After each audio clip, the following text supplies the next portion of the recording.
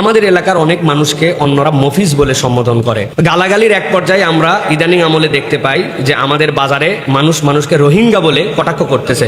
আমাদের জিজ্ঞাসা হচ্ছে, এইভাবে মানুষকে মফিজ বলা এবং গালাগালির ক্ষেত্রে বিভিন্ন উপনামে ডাকা, এগুলার ব্যাপারে শরীয়ত কি বলে? দুঃখজনক বিষয় হচ্ছে অনেকে ইদানিং রাগ করে একজন আরেকজনকে ট্রাম্প বলে। প্রিয় ভাইয়েরা, প্রথম বিষয় হচ্ছে যেটা ভালো করে আমাদেরকে মনে রাখতে হবে, আল্লাহ কুরআনুল কারীমের মধ্যে আমাদেরকে বলেছেন, ইয়া আইয়ুহাল্লাযীনা আমানু লা ইয়াসখার কওমুম মিন কওমিন। আল্লাহ বলছেন তোমরা এক কওম আরেক কওমকে ইয়াসখার মানে তোমরা কটাক্ষ করে ডেকো না। এই ইয়াসখারের ব্যাখ্যার মধ্যে ফুকাহায়ে কেরাম বলেছেন যে এইটার দুইটা রূপ আছে, একটা হচ্ছে তাচ্ছিল্য করা, আরেকটা হচ্ছে বিকৃত নামে ডাকা। তাচ্ছিল্যের মধ্যে আবার অনেকগুলা রূপ আছে। আপনি এমনভাবে তাচ্ছিল্য করে তাকে কটাক্ষ করেন যে যেটাতে তার অন্তরের মধ্যে ব্যথা লাগে। সুতরাং আপনি মফিজ ভালো নাম বলেন, মফিজের অনেক ইতিহাস বর্ণনা করেন। মফিজ সাহেব রিয়ালি একজন ভালো মানুষ ছিলেন।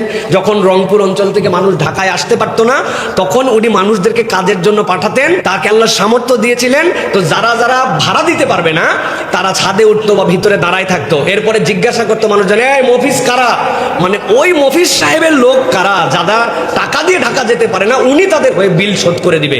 তো যারা গরিব মানুষ তারা বলতো যে আমি মফিজ, মানে উনার লোক আমরা। এখন ওইটাকে ক্রিটিসাইজ করে আমরা বানাই দিছি মফিজ। তো এই যে ক্রিটিসাইজ, এই ক্রিটিসাইজটা হারাম ইসলামে। আল্লাহ বলছেন লা ইয়াসখার কওমুম মিন কওমিন আসা ইয়াকুনু খায়রাম মিনহুম।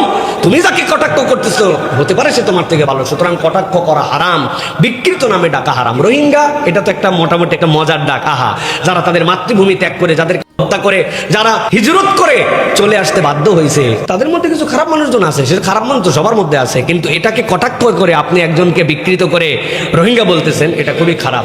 তবে শেষে যেটা প্রসঙ্গ সেটা হচ্ছে যে ট্রাম্প বলে যে ডাকতেছে, এটা তো একদম বলা পুরা নিষেধ। কারণ একটা মানুষ দুনিয়াতে যত খারাপ হোক এর সমান হতে পারে, তা আপনি একটা লোককে এই মাত্রা শেষটা দিয়ে বিকৃত করতেছেন কেন?